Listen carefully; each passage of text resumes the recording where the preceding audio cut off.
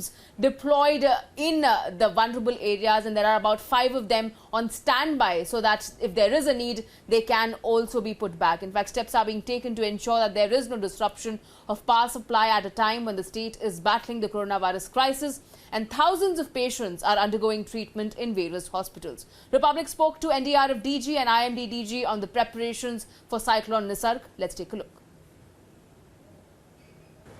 Well, I think well in time the preparations had been made. The IMD prediction happened about 4 days ago, and after that we started our preparations, and we also had meetings at the highest level. The Home Minister held a meeting. The National Crisis Management Committee was chaired by the Cabinet Secretary, and 2 back-to-back video conferences were held by the Home Minister himself with the Chief Minister of either states. So then the NDRF teams that were requisitioned by the states had been already sent, and now they're all in place.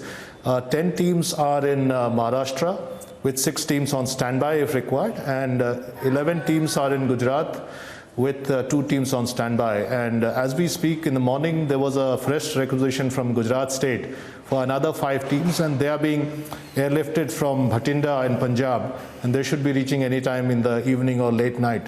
So all in all, there'll be 16 teams in Gujarat at the end of the day, and 10 teams, that is 26 teams between the 2 states, with 8 teams on standby. So that is, I think, adequate. The cyclone is of a severe cyclone storm category, which is not as dangerous as the super cyclone or the extremely severe cyclone that we faced in Cyclone Amphan and Phony last year. So I think in disaster response terms, it is a negotiable cyclone, and we should be able to almost have nil deaths in terms of casualty, or in terms of protection of life and property. We should be able to optimize on this, given the strength of the cyclone. But as I always say, in disaster response, you don't take any chances. So that's why we have taken all precautions, and all the coastal districts are being evacuated, and all the awareness drives have started already, and teams are working on ground round the clock. Mr. Pradhan, please stay on with us. We also have the IMD Chief, Mrityunjay Mohapatra, joining us here on the broadcast. Mr. Mohapatra, if you're talking about the current scenario, because cyclones formed in the Bay of Bengal side, that is the eastern coastline, are more frequent and more stronger in intensity. How would you explain the cyclone Nisarg on the western coastline, sir? Yeah, currently it is a deep depression, and we are expecting within a few hours it may become a cyclone storm, and it will gradually intensify, and it will become a severe cyclone storm by tomorrow. And it will be having the wind speed of about 100 to 110, gusting to 120 kilometers per hour when it will be crossing coast of Maharashtra. And we are expecting that it may cross coast between Daman and Harihareswar and close to Alibag in Raigad district. So therefore, its impact will be maximum over Mumbai, Thane, Raigad districts, and also it will have impact on Ratnagiri, and also here the adjoining districts like Palghar and Gujarat districts like Valsad and adjoining areas. So however, the maximum wind speed of about 100 to 110 kmph may be realized over Thane, Raigad and Mumbai districts. Under its influence also, we are expecting heavy to extremely heavy rainfall. So today we can have heavy to very heavy rainfall, some isolated places in Konkan areas, and it will gradually increase. And tomorrow we are expecting heavy to very heavy rainfall at a few places over these districts like Mumbai, Thane, Raigad, Palghar and Ratnagiri districts, and also Madhya Maharashtra districts, especially North Madhya Maharashtra districts. And some places can have the extremely heavy rainfall, that rainfall exceeding 20 centimeters in 24 hours. So therefore, this high amount of rainfall will have the capacity to inundate the low-lying areas, especially the city and urban areas. In addition to that, during this cyclone making landfall, that is on afternoon of 3rd June, we are expecting a tidal wave of about 1 to 2 meters height above the astronomical tide, inundating the low-lying areas of this Thane, Raigad and Mumbai districts. So therefore, if you consider this type of wind, 100 to 110, gusting 120 kmph, it is a severe cyclone storm wind. And with this wind, you can expect uprooting of trees and breaking of tree branches, and there can be damage to hoardings, etc., and it can act as a projectiles also. And also, you can have large-scale damage to the thatched houses and tin houses and asbestos houses. And there will be effect on the standing crops, horticultural crops, especially papaya and banana trees can be devastated or can be damaged. And standing crops will be damaged because of the saline water and also because of the heavy rainfall and winds. And the salt fen areas also will be affected because of this landfall of the cyclones. So with this type of damage expected, we have also suggested certain actions, and especially first action is that fishermen should not go into the sea. There will be complete suspension of fishing operations. We are providing fishermen warning for last few days, and most probably we will not have any fishermen in the sea. The second thing is that people should be indoors and in safe places, and people in low-lying areas which are not safe structures, they should move to the safe shelters. And people should believe in the authentic information being provided by central and state government without believing in rumors.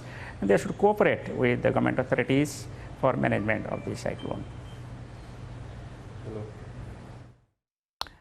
Mr. Pradhan, if you talk about the central and the state government agencies that are trying to take all possible steps and measures to prevent maximum damage, but which are the vulnerable areas where you have deployed your teams? Because we saw that lives were lost during Cyclone Amphan, so the kind of devastation and damage that has happened, people were still they had suffered because of the electricity supply that was cut, water supply that was cut. Are those preventive measures that have been applied here in the coastal areas in Maharashtra and Gujarat? Absolutely. You see, in the case of Amphan, two states were also affected, Odisha and West Bengal. Odisha, of course, did not bear the impact of the brunt of the cyclone, but they did a thing very well, and that they evacuated the entire population, which could have been impacted very much in time, using the local teams of NDRF and SDRF, etc., and fire services. And I think the reluctance of the local population to leave, especially the poor, because they do not know what will happen to the properties when they come back, that is very understandable. But I think the state has to exercise its fiat and must ensure that lives are protected and zero casualty approach should be ensured. So that is why the NDRF teams are there well in time in all such events, well in time, enough leverage of time and chances to be able to save maximum lives, if not all lives. So this is the same case even this time, and I would urge all the state governments, both the state governments, to utilize the NDRF teams to the maximum. We all know that in the wind speed of 100 to 120, as Mr. Mohapatra was telling just now, trees will be impacted, branches may be thrown asunder, and there may be projectiles, especially in urban areas. Like in Calcutta, we saw 120 kilometers wind, but there was some devastation of the trees and the electrical lines and telephone lines. So now that we are talking in terms of Mumbai urban area being in the line of impact, similar precautions may have to be taken, and we must learn a lesson from whatever we experienced in the past. So I would urge all the state governments to exercise extreme precaution and use the NDRF teams to the hilt. Enough NDRF teams have been given, and I think if we do that and do the due diligence well in time, we should be optimized on the saving of life and property, certainly. Mr. Mohapatra, it is very unusual for a cyclone to make landfall in or near Mumbai, even on the Maharashtra coastline as well. But the southwest monsoon has already made its onset on Kerala. Can you tell us also the difference that we can see of the cyclone that was witnessed in the state of West Bengal and Odisha, and also going off to Bangladesh, that was Amphan? And how different is this cyclone, that Nisarg, that will be making its landfall on the 2nd or 3rd of June?